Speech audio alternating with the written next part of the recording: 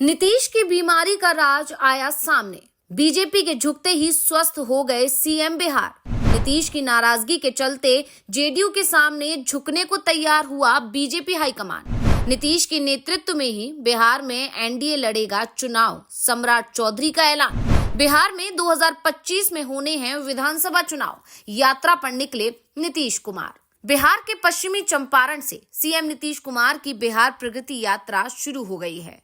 इस यात्रा के बाद ये भी कहा जा रहा है कि नीतीश कुमार विधानसभा चुनाव और एनडीए गठबंधन को लेकर कोई बड़ा फैसला कर सकते हैं, क्योंकि जिस तरह से बीजेपी नेताओं के बयान बार बार बदल रहे हैं, उससे नीतीश ही नहीं पूरा का पूरा बिहार ही कंफ्यूज हो रहा है। वैसे एक समय तो नीतीश की यात्रा को लेकर भी कंफ्यूजन पैदा हो गया था, यात्रा निकलेगी या नहीं निकलेगी, क्योंकि यात्रा से पहले नीतीश कुमार के बीमार पड़ने की खबर जो सामने आ गई थी। बिहार की राजनीति में ये बात मशहूर है कि मुख्यमंत्री नीतीश कुमार जब जब और अस्वस्थ या मौन होते हैं, तब तब सूबे की सियासत करवट लेती है। बिहार बिजनेस कनेक्ट 2024 ने अभूतपूर्व सफलता हासिल की और ऐतिहासिक MOU साइन हुए, लेकिन इवेंट से सीएम का गायब होना विपक्ष के लिए बड़ा मुद्दा बन गया। चर्चा शुरू हो गई कि नीतीश असल में अमित शाह के उस बयान से नाराज हैं, जिसमें उन्होंने सीएम फेस को लेकर कहा था कि चुनाव के बाद पार्लियामेंट बोर्ड तय करेगा कि कौन सीएम बनेगा। इन सब के बीच दिल्ली में बीजेपी कोर कमेटी की बैठक भी बुलाई गई। नीतीश को खुश करने के लिए सम्राट चौधरी, जो नीतीश सरकार में डिप्टी सीएम है, उन्हें आगे किया गया। बयान दिलवाया गया कि नीतीश कुमार के नेतृत्व में ही एनडीए बिहार विधानसभा का चुनाव लड़ेगा। जैसे 2020 में हुआ वैसा ही इस बार भी होगा। इसके बाद नीतीश कुमार की यात्रा के तय कार्यक्रम के अनुसार चलने की बात सामने आई। तो आज हम बिहार में बदलती सियासत को लेकर ही अपनी इस रिपोर्ट में करेंगे चर्चा, तो वीडियो को आखिर तक जरूर देखें। श्री कृष्ण सिंह के कार्यकाल में बिहार में औद्योगिकरण को गति मिली थी और अब ये दूसरा मौका है जब बिहार में औद्योगिक बदलाव के बयार बह रही है। बिहार बिजनेस कनेक्ट 2024 में कुल मिलाकर 1,80,000 करोड़ के निवेश के प्रस्ताव सरकार को हासिल हुए हैं। आने वाले कुछ दिनों में ये आंकड़ा 2 लाख करोड़ के आसपास पहुंचने वाला है। बिजनेस कनेक्ट की सफलता से बिहार सरकार उत्साहित है। नीतीश कुमार को भी बिजनेस कनेक्ट में बतौर मुख्यमंत्री शामिल होना था। पहले दिन उद्घाटन सत्र था और उद्घाटन सत्र के दौरान बीजेपी के तमाम नेता मौजूद थे। दूसरे दिन सीएम को कुछ बड़े उद्योगपतियों से मिलना था और MOU साइन होने थे, लेकिन नीतीश कुमार दूसरे दिन बिहार बिजनेस कनेक्ट में हिस्सा लेने ही नहीं पहुंचे। उनकी गैर मौजूदगी में उनका संदेश पढ़ा गया।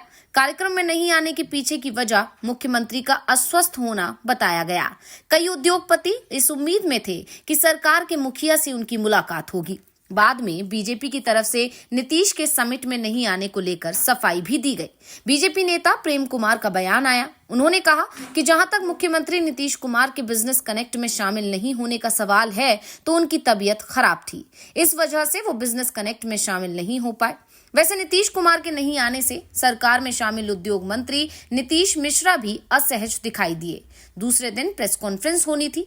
वैसे इस प्रेस कॉन्फ्रेंस को नीतीश को ही संबोधित करना था। जब वो नहीं आए तो उद्योग मंत्री भी इससे कन्नी काट गए। बाद में जाकर अधिकारियों ने ही प्रेस कॉन्फ्रेंस की। इसके बाद ये सवाल उठने लगे कि बिहार में इतना बड़ा कार्यक्रम हुआ, लेकिन नीतीश कुमार इस कार्यक्रम में शामिल नहीं हुए, तो क्या वो कुछ बड़ी रणनीति बनाने की तैयारी में जुटे हुए हैं? बीजेपी के लिए किसी बड़े संकट की सूचना थी, क्योंकि केंद्रीय गृह मंत्री अमित शाह ने जब से ये बयान दिया था कि बिहार में एनडीए किसकी नेतृत्व में चुनाव लड़ेगा, ये अभी तय नहीं है। इसके बाद से ही बिहार में एनडीए के अंदर दरार दिखाई देने लगी। दरअसल नेतृत्व को लेकर एनडीए के अंदर जबरदस्त टकराव की स्थिति बनती दिख रही है। सवाल ये उठ रहा है कि 2025 का चुनाव किसके नेतृत्व में लड़ा जाएगा। केंद्रीय गृह मंत्री अमित शाह के नेतृत्व को लेकर सवाल तो टाल दिया था, जिस पर बाद में जेडीयू की ओर से तीखी प्रतिक्रिया भी आई। बिजनेस कनेक्ट में मुख्यमंत्री का नहीं आना उनकी नाराजगी के रूप में भी देखा जा रहा है। दरअसल एक टीवी चैनल के कार्यक्रम में एंकर ने पूछा कि क्या नीतीश कुमार के नेतृत्व में बिहार में चुनाव लड़ेंगे। इस पर अमित शाह ने कहा, देखिए, इस तरह का मंच पार्टी के डिसीजन लेने के लिए या फिर बताने के लिए नहीं होता है। मैं पार्टी का डिसिप्लिन कार्यकर्ता हूं। पार्टी पार्लियामेंट्री बोर्ड की बैठक में इस मुद्दे पर पहले चर्चा करेगी और फिर फैसला लिया जाएगा।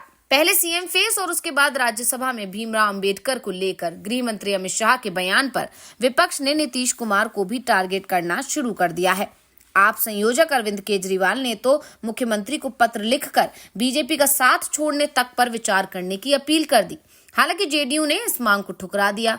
नीतीश की नाराजगी की खबर और बदलते राजनीतिक घटनाक्रम के बीच दिल्ली में भी सियासी पारा चढ़ गया है। बिहार बीजेपी के तमाम बड़े नेता दिल्ली तलब किए गए हैं और बिहार मामले को लेकर ही कोर कमेटी की बैठक बुलाई गई। प्रदेश अध्यक्ष दिलीप जायसवाल, उप मुख्यमंत्री सम्राट चौधरी और विजय कुमार सिन्हा के अलावा तमाम कोर कमेटी के सदस्य दिल्ली पहुंचे। बीजेपी ने बिहार को लेकर मंथन किया और इसके बाद बयान देने के लिए डिप्टी सीएम सम्राट चौधरी सामने आए और उन्होंने साफ कह दिया कि नीतीश कुमार के नेतृत्व में ही एनडीए चुनाव मैदान में जा रहा है और जैसे ही एनडीए 2020 में चुनाव लड़ा था उसी तरह इस बार भी चुनाव लड़ेगा। यानी साफ है, सम्राट चौधरी ने नीतीश और जेडीयू को साफ मैसेज देने की कोशिश की है कि जैसा महाराष्ट्र में हुआ वैसा बिहार में नहीं होगा।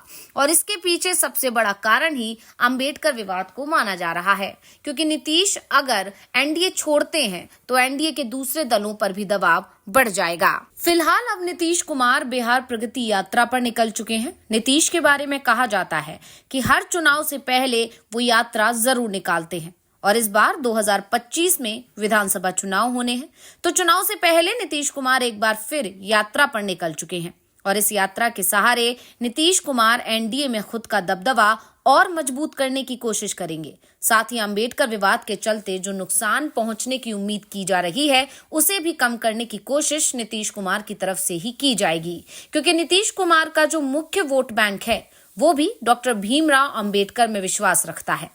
दरअसल इस बार नीतीश कुमार बहुत ही सोच समझकर कदम उठा रहे हैं। 2020 में उनके साथ बीजेपी ने जो किया था उस तरह की स्थिति नीतीश कुमार एक बार फिर दोहराना नहीं चाहते हैं। 2020 में नीतीश एनडीए में थे, लेकिन बीजेपी ने उनके साथ खेल कर दिया था। बीजेपी ने चिराग पासवान से पर्दे के पीछे हाथ मिला लिया था। चिराग एनडीए से अलग हो गए। नीतीश की पार्टी के उम्मीदवारों के खिलाफ अपने उम्मीदवार उन्होंने उतार दिए थे, लेकिन बीजेपी के यानी कि भारतीय जनता पार्टी के उम्मीदवार जहां थे उन्हें समर्थन कर दिया, जिससे जनता दल यूनाइटेड को जबरदस्त नुकसान हुआ था। लेकिन इस बार नीतीश कुमार पहले से ही तैयार हैं। उन्होंने भारतीय जनता पार्टी से साफ कह दिया है कि इस बार एनडीए यानी महायुति में किसी तरह की टूट नहीं चाहिए और अगर ये कुछ होता है तो इसकी जिम्मेदारी बीजेपी की ही होगी। फिलहाल नीतीश कुमार बिहार प्रगति यात्रा निकाल रहे हैं।